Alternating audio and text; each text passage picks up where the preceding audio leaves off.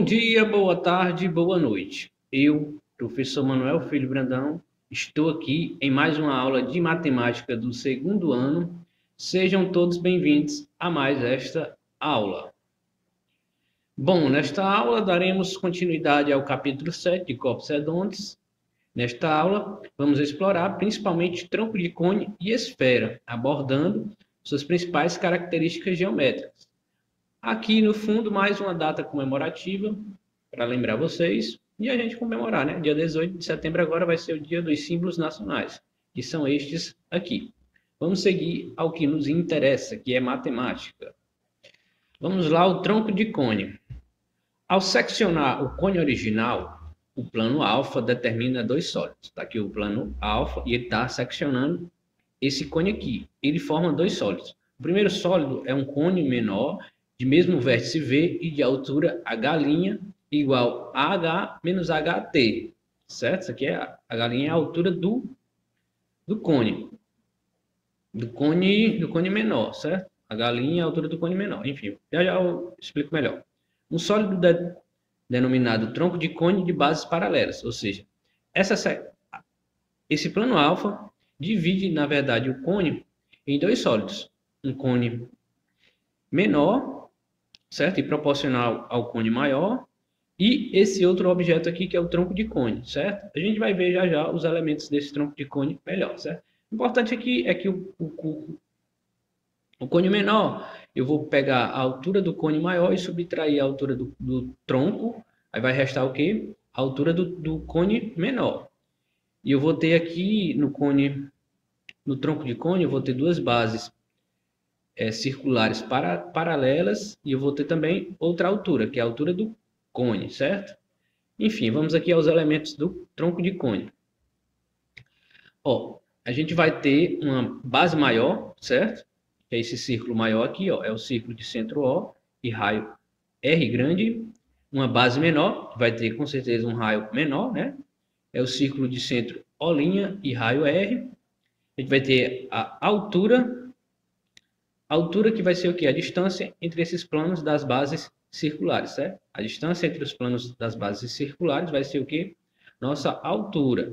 Aí a geratriz, ó, são os segmentos cujas extremidades são pontos correspondentes das circunferências das bases e que estão contidos em retas que passam pelo vértice V do tronco de cone. Ou seja, se eu tenho um ponto aqui nessa circunferência da base menor e eu tenho outro ponto aqui nessa circunferência da base maior, eu ligando eles por uma reta aqui, eu vou ter o quê? Esse segmento que a gente chama de geratriz do tronco de cone, certo? Que a gente vai chamar de G, certo? H será a altura e essas bases menor, essa aqui vai ser a base menor e essa aqui vai ser a base maior, ok? Vamos seguir. Vamos aqui a áreas da superfície de um tronco de cone. Isso que a gente está, quando a gente fala de superfície, quer dizer que a gente planificou esse tronco de cone. Se a gente planificar esse tronco de cone, a gente vai ter uma base menor e uma base maior, que são dois círculos, certo? Um círculo menor e um círculo maior. E a gente vai ter essa superfície aqui lateral. Nessa imagem aqui fica melhor da gente perceber essa superfície lateral. A superfície do lateral do tronco de cone vai ser só essa parte aqui, certo? Vamos aqui primeiro às áreas das bases, certo? A gente tem duas bases. A gente vai ter a área da base maior. A área da base maior, como vai ser um círculo e de raio R grande, a área da base maior vai ser πr, R grande ao quadrado. A área da base menor, como o raio é menor, certo? A área da base menor vai ser πr menor ao quadrado, certo? Porque são círculos, ok? O que vai mudar é a medida dos raios, certo? Então, a gente vai ter duas bases de raios diferentes, então vai ter duas áreas das bases, certo? Área do tronco, área lateral do tronco. A área lateral do tronco a gente calcula pegando a área lateral maior, ou seja, a área lateral do cone inteiro, certo? A gente considera a primeira área lateral do cone inteiro, certo? Aí a gente subtrai a área lateral do cone menor, perdão. Essa área lateral maior é a área lateral de todo o cone aqui maior em que o tronco de cone está contido, certo? E essa área lateral menor é a área lateral desse cone menor aqui, certo? Ok? Entenderam aí? Aí, ó, se eu tenho aqui, ó, esse setor circular aqui, completo aqui, ó, esse setor circular aqui, completo seria a área lateral maior. E essa parte aqui em branco, esse setor aqui em branco, ó, é a área lateral menor. E essa parte aqui, ó, essa parte aqui é a área lateral do tronco de cone, certo? Perceberam aí que a gente está pegando área lateral maior e subtraindo essa área lateral menor, certo? Aí vai sobrar o quê? Só a área do tronco de cone, certo? Área lateral do tronco de cone. E aí, ó, a área lateral do cone maior vai ser π vezes o raio da base maior, certo? Vezes a geratriz do cone inteiro, certo? Esse G2 aqui, ó, é a geratriz do cone maior, certo? E aqui menos π vezes o raio da base menor, que é a base desse cone menor, certo?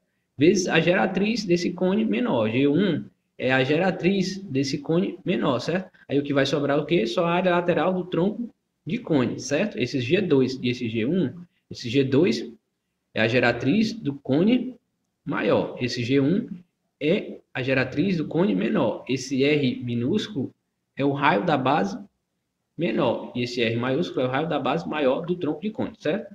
Aí fica fácil da gente calcular a área total do tronco de cone.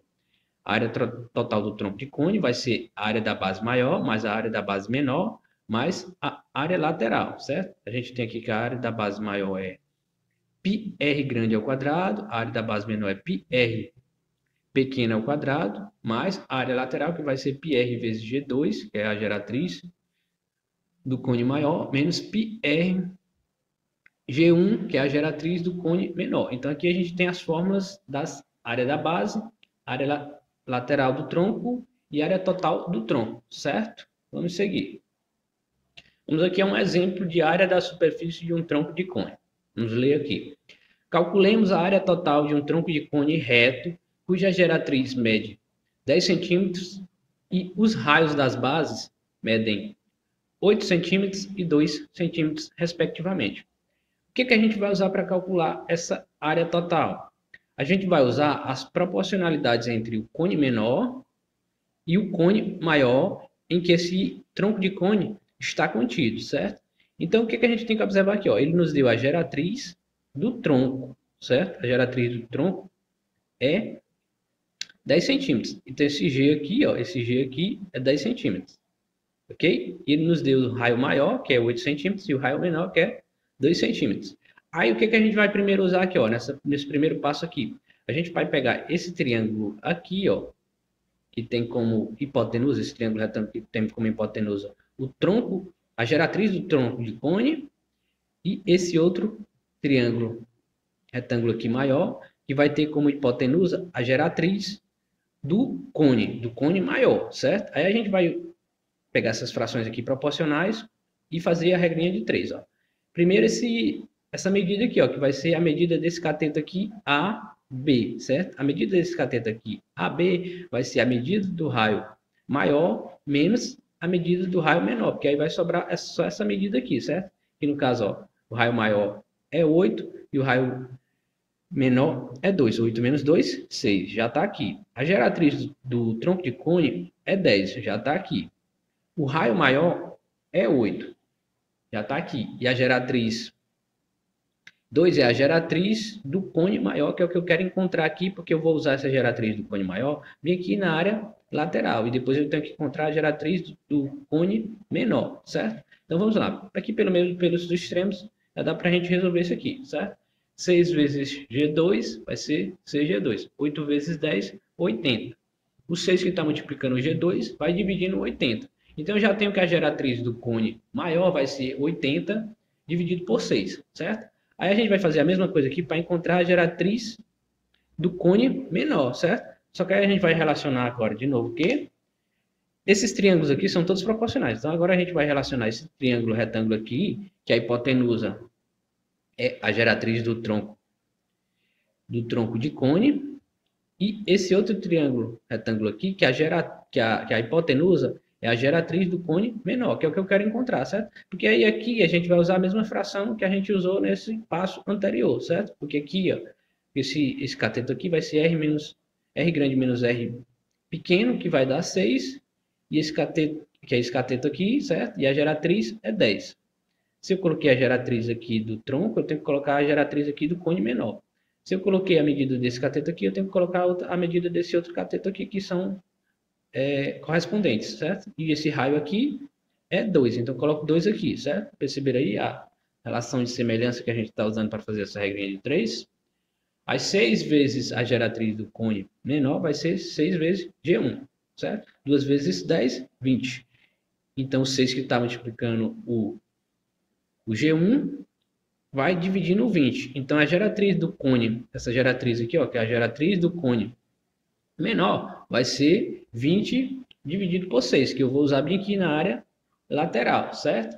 Então, a gente já tem todas as medidas que a gente precisa para calcular a área total, que é o raio maior, o raio menor, a geratriz do cone maior e a geratriz do cone menor, certo? Então, vamos substituir. O raio maior é 8, o raio menor é 2, fica tudo ao quadrado, certo?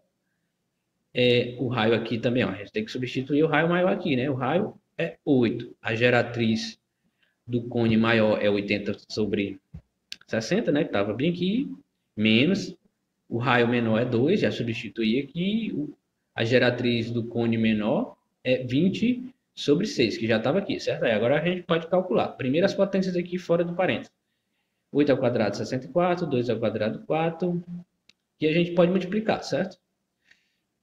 8 vezes 80 vai dar 640. O π continua ali, certo? E o 6 continua dividindo, certo? Porque aqui multiplicação de frações, denominador vezes denominador, numerador vezes numerador, beleza? Repete o menos.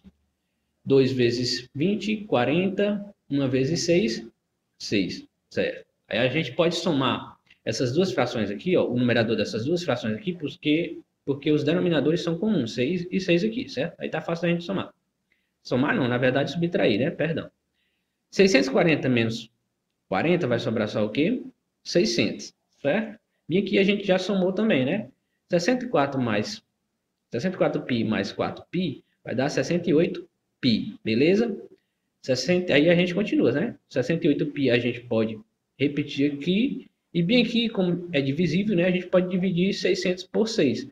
600 dividido por 6 é 100. Então fica o quê? 100π. Aí a gente pode somar, né? 100π mais 68π vai dar 168π. Como é mais legal o número ficar na frente do π, a área total vai ser igual a 68π centímetros quadrados.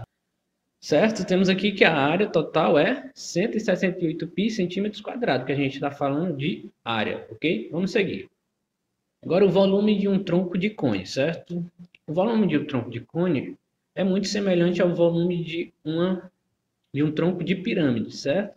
O volume do tronco de cone vai ser o volume do cone maior, certo? Que é o volume desse cone inteiro aqui, menos o volume do cone menor, né? Porque se eu tenho um cone maior e eu subtrair o volume desse cone menor, vai restar só o quê? O volume do tronco de cone, certo? Então basta a gente substituir aqui as expressões do volume do cone maior, certo? E aí é só, o que muda aqui é a medida do raio, que vai ser um raio maior, né? E a altura, que vai ser uma altura maior que o raio menor, e a altura do cone menor, certo? Aí é só substituir aqui os valores de cada uma e calcular o volume do tronco de cone. Vamos perceber melhor aqui a aplicação dessa fórmula no exemplo a seguir. Vamos lá. Aqui, ó. É muito parecido com o exemplo anterior, né, de área, só que agora a gente está calculando o volume e a gente tem uma informação a mais. Vamos lá. Calculemos o volume de um tronco de cone reto, cuja geratriz mede 10 centímetros, os raios da base medem 8 centímetros e 2 centímetros, respectivamente, e a altura do cone, do tronco de cone, mede 8. No caso é 8 centímetros, é porque eu não coloquei aqui, certo? Então o que é que a gente tem aqui? A gente tem até a geratriz do tronco, certo? A geratriz do tronco é 10 centímetros, o raio da base maior é 8 centímetros, o raio da base menor é 2 centímetros, e a altura do tronco é 8 centímetros, certo? E aqui, primeiro passo. No primeiro passo, a gente vai usar a proporcionalidade entre o tronco menor e o tronco maior para encontrar o quê? A altura do cone menor e do cone maior, certo? Porque a partir desse x aqui, a gente vai encontrar as duas alturas, beleza? Porque x aqui, ó, eu estou chamando de x, vou chamar de x o quê? A altura do cone menor, certo? E a altura do cone maior vai ser o quê? X mais 8, certo? Perceberam aqui, ó. O cone maior, a altura do cone maior vai ser... Bem que vocês percebem melhor. H1 é a altura do cone menor e eu vou chamar de X, certo? E H maiúsculo aqui é a altura do cone maior. E a altura do cone maior, perceberam aqui, ó, que a distância do vértice ao centro da base maior é 8 mais x, certo? Então, 8 mais x é a altura do cone maior, beleza? Aí a gente vai usar essa razão de proporção. Aí a gente vai usar esse triângulo aqui, que é semelhante a esse triângulo aqui do cone menor, certo? Então, se eu substituir aqui, ó, a altura do cone menor por x, aqui o raio do cone menor é 2, certo? A altura do cone maior é x mais 8 e o raio da base maior é 8, certo? Porque está tudo proporcional, né? Se eu coloquei raio aqui, o raio menor aqui, eu tenho que colocar o raio maior aqui. Se eu coloquei a altura do cone menor aqui, eu tenho que colocar aqui a altura do cone maior, beleza? Aí a gente pode fazer a regrinha de 3, né? 8 vezes x, 8x. Como o 2 está multiplicando essa sombra, ele tem que multiplicar os dois elementos, certo? Então fica 2 vezes x, 2x. 2 vezes 8, 16, beleza? Aí a gente continua resolvendo essa equaçãozinha aqui, né? O 2 que está positivo, a gente passa para o outro lado negativo. Então fica... E o 8x a gente repete, né? Fica 8x menos o 2 menos 2x que veio do outro lado da igualdade. 8 menos 2, 6x aqui, certo? Porque a gente tem um coeficiente x ali. Repete o 16, então fica x igual a 16 dividido por 6, né? Porque se o 6 estava multiplicando o x, ele vem dividindo o 16, certo? Aí a gente pode simplificar esse 16 sobre 6, dividindo 16 e 6 por 2, né? 16 dividido por 2 é 8. 6 dividido por 2 é 3. Aí esse x, o valor de x aqui já está simplificado, certo? Então, x é igual a 8 sobre 3, certo? E esse x é quem? É a altura do cone menor. Então, a altura do cone menor vai ser o quê? 8 sobre 3, certo? Aí, bem aqui, ó. A gente já tinha que a altura do cone menor era 8 sobre 3. Então, para a gente obter a altura do cone maior, a gente pegava 8 sobre 3 e somava com o 8, que é a altura do tronco, certo? Para a gente obter a altura do cone maior, beleza? Então, a altura do cone maior vai ser 8 sobre 3 mais 8. A gente tira o MMC de 1 e 3, é 3, certo? Aí 3 multiplica... Primeiro 1, né? 1 multiplica o 8, fica 8 aqui. E o 3 multiplica o 8. 3 vezes 8, 24. Aí agora a gente pode somar porque tem os denominadores comuns, certo? Então, 24 mais 8, 32. Então, a altura do cone maior vai ser 32 sobre 3, certo? A gente tendo a medida do raio maior e do raio menor, e a altura do cone maior e a altura do cone menor, a gente pode sim calcular o volume do tronco de cone, certo? É só substituir os valores aqui. Então, vamos lá. O raio maior é 8, então fica 8 ao quadrado aqui, vezes a altura do cone maior. A altura do cone maior é 32 sobre 3, menos π vezes o raio menor é 2, então fica 2 ao quadrado aqui, né? Porque o raio tem que estar ao quadrado aqui, o raio menor, vezes a altura do cone menor. A altura do cone menor é 8 sobre 3, certo? Aí a gente calcula aqui, né? Lembrando que esse 8π ao quadrado vai multiplicar o 32, certo? E esse π2 ao quadrado vai multiplicar o 8, né? Então vamos lá, 8 ao quadrado é 64, então fica 64π vezes 32. 2 ao quadrado é 4, então fica 4π vezes 8, né? Tudo sobre 3. Aí a gente multiplica, né? 32 vezes 64, a gente veio para cá, certo? Siga uma setinha aí, ó. 32 vezes 64 vai dar 2048, certo? Aí, como aqui a gente tem divisão de frações, repete a de cima, né? Que essa daqui tá aqui. Vezes o inverso da de baixo. O que estava embaixo aqui era o 3. O inverso de 3 é 1 sobre 3, certo? Então, a gente já está fazendo o próximo passo aqui, que é a divisão de frações. Mesma coisa aqui nessa outra fração, né? 4 vezes 8 vai dar 32, mas a gente vai calcular já já, certo? Sobre 3. Então, coloca aqui 4 vezes 8, está aqui, sobre 3 vezes o inverso do que estava embaixo, né? Porque é divisão de frações. O inverso de 3 é 1 sobre 3, certo? Aí a gente continua calculando, ok?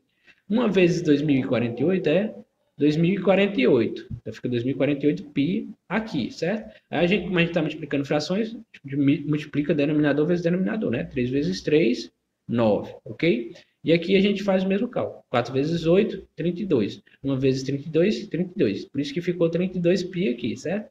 E a mesma coisa aqui com os denominadores. A gente multiplica também, né? Porque a gente está multiplicando frações. 3 vezes 3, 9. Como eles têm os denominadores comuns, a gente pode subtrair os numeradores, certo? 2048 menos 32 vai restar só o quê? 2016 π, porque o coeficiente π ainda está ali, certo? 2016, a gente pode dividir por 9. 2016 dividido por 9 dá 224. Como a gente ainda tem o coeficiente π ali, a gente continua repetindo o π aqui. Então, o volume desse tronco de cone vai ser 224 π centímetros cúbicos. Centímetros cúbicos que a gente está falando de volume, certo? Aí, se vocês quiserem aproximar aqui o 3,14 e multiplicar o 224, vocês podem fazer essa aproximação, certo? Mas a gente pode parar aqui, ok? Isso vai depender do que a questão pedir, como eu já falei em outras aulas, ok? Vamos seguir aqui. Agora vamos à esfera. Porque na figura 1 a gente tem a esfera, né? Chama-se esfera de centro C e de raio R, o sólido formado por todos os pontos P do espaço que estão a uma distância C menor ou igual a R. Isso aqui é a descrição matemática de uma esfera, certo? Quando a gente fala de esfera, o que a gente quer dizer, o que essa descrição aqui quer dizer, é que a gente está falando de toda a superfície dessa esfera e também de todo o interior dessa esfera, certo? A gente está falando de todo o interior e da superfície. A esfera, sempre quando a gente fala de esfera, a gente está falando do interior dessa esfera e da superfície dessa esfera. Aí aqui na figura 2, a gente está falando só da superfície. Vamos lá.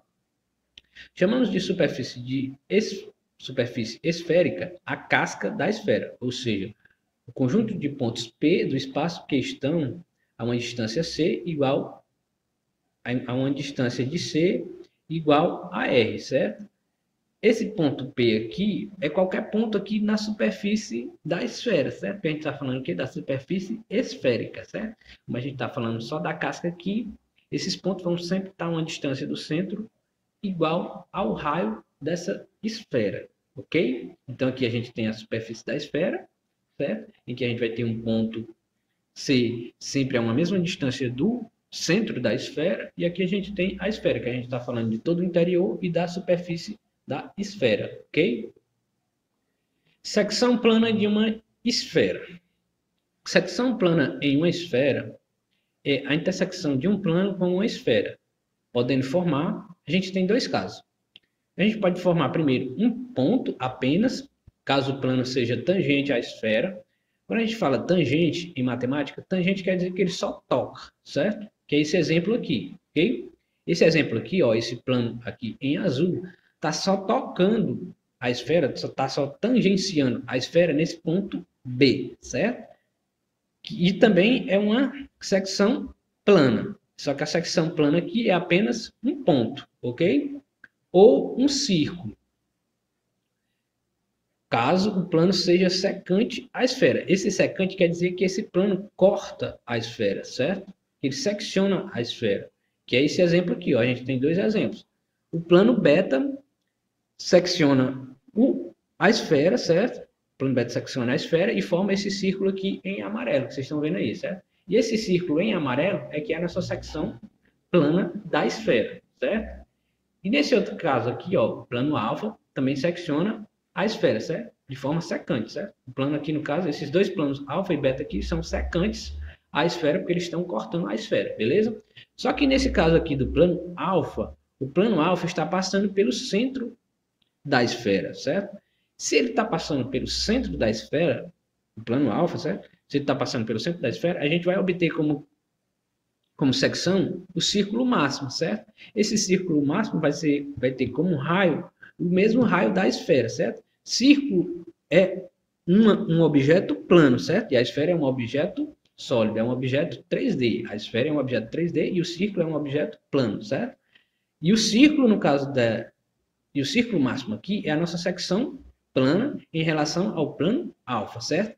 E é o círculo máximo porque ele vai ter o mesmo raio da esfera, ok? Espero que tenha ficado claro essa secção plana, certo? Secção plana a gente pode ter só um ponto, certo? Quando o plano é tangente, quando o plano só toca a esfera, ou um círculo quando o plano é secante à esfera. Quando o plano corta a esfera, a gente vai ter um círculo como secção da esfera, certo? E pode ter um círculo máximo como secção, se o plano passar pelo centro da esfera. Só recapitulando, ok? Vamos seguir. Temos esse caso aqui também em relação à secção plana de uma esfera, certo? Sempre que a gente tem uma secção, tem um plano seccionando essa esfera, a gente vai formar essa secção plana que vai ser esse círculo aqui, certo? Aí, a partir dessa secção, a gente pode formar esse triângulo retângulo, certo? Não importa qual seja o plano que está seccionando a esfera, certo? Sempre a gente vai poder formar esse triângulo retângulo aqui, ó. Sendo o triângulo CQP um triângulo retângulo, podemos aplicar o teorema de Pitágoras, certo? Se é um triângulo retângulo, claro que a gente pode aplicar esse teorema de Pitágoras. Então, a hipotenusa, que é o PC, ao quadrado, vai ser igual à soma do quadrado dos outros dois catetos. É o cateto QP ao quadrado mais o cateto QC ao quadrado, né? Porque esse é o teorema de Pitágoras, ok? E esse segmento aqui, ó, PC é esse segmento aqui. Esse PC aqui vai ser o quê? O raio da esfera, certo? Porque aí a gente tem que observar o que a questão nos dá. Se a questão nos dá o raio da esfera vai ser esse segmento aqui, que é a hipotenusa do triângulo retângulo. O QC é a distância do plano que secciona a esfera ao centro da esfera, certo? E o segmento QP é o raio da secção plana da esfera. Essa secção plana vai ser esse círculo aqui. Esse círculo que pertence tanto ao plano quanto à esfera, certo? Esse círculo aqui é a nossa secção plana. E esse QP aqui é o raio dessa secção plana, ok? Vamos seguir.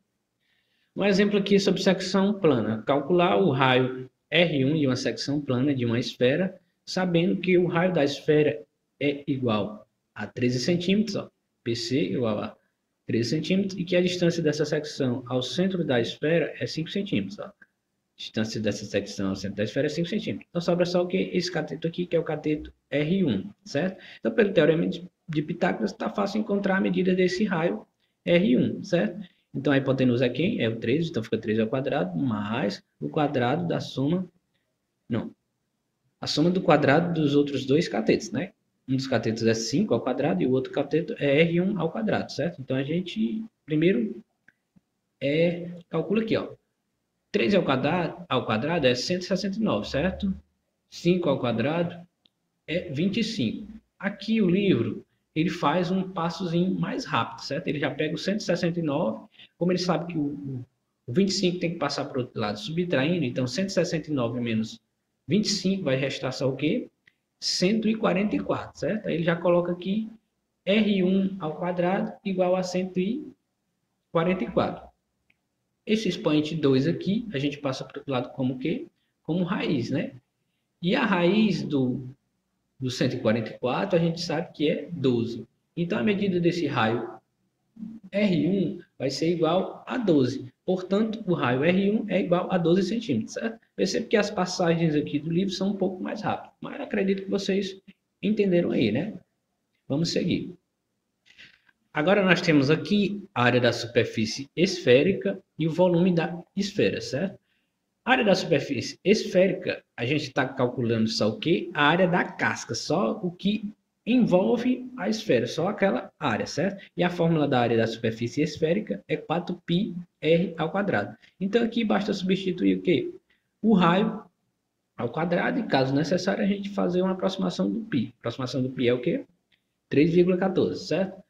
E o volume da esfera, se a gente deseja calcular o volume da esfera é 4/3 de πr ao cubo, certo?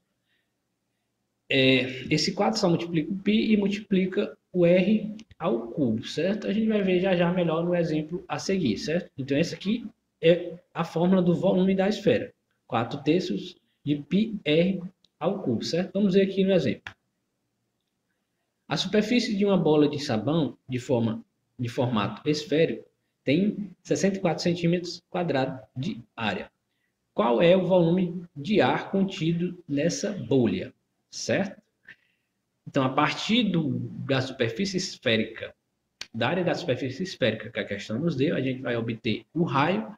Obtido o raio, a gente também consegue calcular o quê? O volume da esfera. Então, o primeiro passo é esse aqui, ó.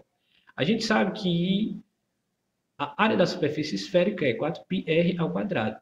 E a área da superfície dessa bolha de sabão é 64π. Então, a gente iguala 64π à fórmula da área da superfície esférica, certo? Então, esse 4π a gente pode mandar para o outro lado da igualdade dividindo 64π, ok? Então, deixa eu pegar bem aqui a canetinha rápido. A gente vai cancelar π com π, certo? E dividir 64 por 4. A gente cancelou π com π, 64 dividido por 4 é 16. Então, a gente repete aqui no próximo passo, r ao quadrado igual a 16, né? Porque a gente simplificou aqui, cortou π, cancelou π com π, 64 dividido por 4 é 16. Aí o expoente 2 a gente passa por outro lado como raiz quadrada de 16. E fica só o r aqui desse lado, né? Ficou só o r aqui. A gente passou o expoente 2 para o outro lado como raiz. Então, o raio vai ser igual a raiz de 16. Raiz quadrada de 16 é 4. Então, a medida do raio dessa bolha de sabão é 4, certo? 4 centímetros. Então, a partir da medida do raio, a gente também consegue calcular o volume da esfera, né? Porque o volume da esfera é igual a 4πr ao cubo dividido por 3, né? Que é a mesma coisa de colocar o 4 terços aqui em evidência, certo? A gente pode obter, esse aqui também é o volume da esfera, certo? Não muda nada. Aí basta o que? A gente substituir o raio. O raio a gente encontrou que era 4, né? Então, vamos substituir o raio por 4. Então, 4 fica 4 ao cubo, certo? Então, aqui vai ficar 4 vezes 4 ao cubo, calculando, a gente vai obter como resultado 256, certo? 4 vezes 4 ao cubo vai dar 256, certo? Vocês podem calcular aí na calculadora, revisar aí meus cálculos, e vai estar correto, certo? E como o π ainda está ali, a gente repete o π, certo? Então, ficou 256 π sobre 3. E esse aqui vai ser o volume, certo? 256 π sobre 3 centímetros cúbicos, certo? A gente pode ter o volume dessa forma aqui ou dessa outra forma aqui, fazendo a aproximação, né? Que é o seguinte, a gente pode pegar 256 vezes essa aproximação aqui de π, né? Que é 3,14. 3,14 vezes 256 dividido por 3 vai dar, como resultado, 267,95 centímetros cúbicos. Esse aqui é o volume aproximado dessa esfera, certo? Volume aproximado que eu fiz uma aproximação do π. Mas eu prefiro essa fórmula aqui, certo? De novo, depende do que a questão pedir, ok? O importante é operacionalizar esses termos tudo direitinho e lembrar da forma do volume da esfera e da superfície esférica, caso seja necessário. Vamos lá, seguindo aqui. Vamos aqui à cunha esférica, certo? Chama-se cunha esférica o sólido gerado pela rotação por um ângulo de medida alfa de um semicírculo de raio R em torno de um eixo que contém seu diâmetro, certo? Ele está falando aqui só dessa rotação do semicírculo aqui que forma essa cunha esférica. Em termos mais menos matemático, mais dedutivo, né? Mais que vocês possam entender melhor. Essa cunha esférica vai ser como se fosse um gomo da tangerina, certo? Um gomo desse aqui da tangerina seria a nossa cunha esférica. Aí a gente tem que observar esse ângulo da cunha esférica, que no caso, quando a gente for resolver a questão vai nos dar, ou a gente vai ter que obter o valor desse ângulo da cunha esférica, certo? Espero que vocês tenham entendido aí o que é cunha esférica, certo? Aí, se a gente quiser calcular o volume dessa cunha esférica, a gente usa essa outra fórmula aqui, certo? Vai ser π vezes o raio dessa esfera aqui, certo? Que tem essa cunha esférica, o raio ao cubo vezes esse alfa que é o quê? O ângulo da cunha esférica dividido por 270 graus, certo? Esse 270 graus aqui não muda. O que vai variar é o ângulo da cunha esférica e o raio dessa cunha, certo? Um exemplo aqui de cálculo de volume da cunha esférica, certo? A gente tinha essa cunha esférica aqui, ó, de ângulo π sobre 6 radiano, certo? E a gente pode transformar esse π sobre 6 radiano em ângulo, né? Só lembrando aqui, ó, o π a gente pode substituir por 180 graus, né? 180 graus dividido por 6 é igual a 30 graus. É assim que a gente transforma o π sobre 6 radiano em graus, certo? De novo, o π a gente pode substituir por 180 graus. 180 graus dividido por 6 é igual a 30 graus. Aí π sobre 6 radiano é igual a 30 graus. E é melhor a gente trabalhar com graus, certo? E o raio dessa esfera da cunha é 6 centímetros. Então, a gente tem o raio da esfera e o ângulo da cunha, certo? Então, a gente pode calcular o volume da cunha esférica. O raio é 6, então a gente substitui aqui por 6. E o ângulo da cunha esférica é 30 graus. Então, está substituído aqui, certo? Aí, para a gente resolver, a gente calcula a potência. 6 ao cubo é igual a 216. E aqui a gente tem que simplificar, certo? 30 graus, a gente pode dividir por 30 graus. E 270 graus, a gente também pode dividir por 30 graus. 30 dividido por 30 é 1. Por isso, restou só o 216 aqui, que é 6 ao cubo, certo? 216 é só 6 ao cubo, beleza? 270 dividido por 30 é 9. Aí a gente continua o cálculo, certo? 216 dividido por 9 vai dar 24, certo? E o 24 continua multiplicando o π, certo? Aí o volume da cunha esférica a gente poderia parar aqui, que era 24 π centímetros cúbicos. Ou fazer a aproximação, que a gente vai ter como resultado 75,36 centímetros cúbicos, certo? O importante é substituir aqui o ângulo da cunha esférica, o raio da esfera em que essa cunha está, simplificar aqui e calcular direitinho, beleza? Vamos seguir.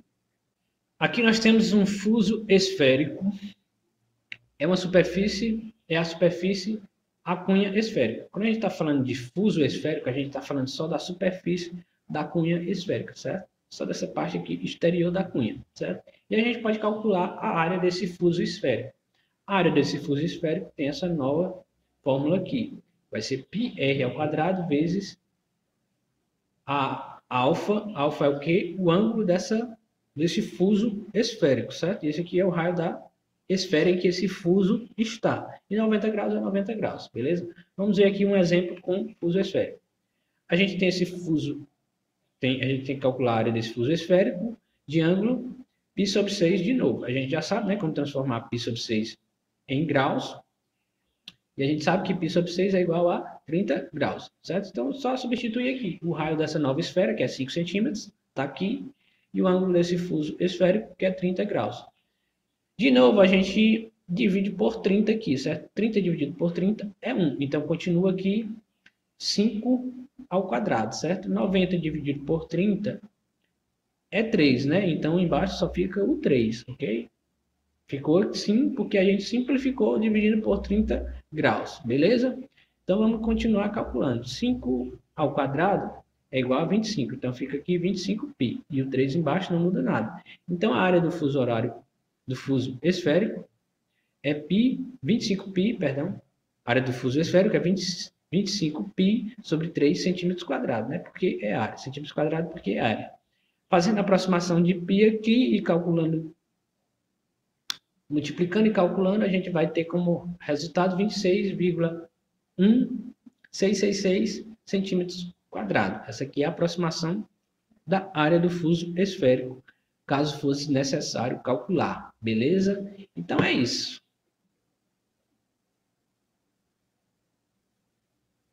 Meu muito obrigado mais uma vez a todos os alunos online presentes nessa aula virtual. Até breve, bons estudos. Qualquer dúvida, qualquer questionamento sobre as questões das atividades, eu, bem como todos os meus colegas professores de matemática, estamos à disposição de vocês. Então, qualquer coisa, podem nos procurar, ok? Até a próxima aula. Tchau, valeu, fui!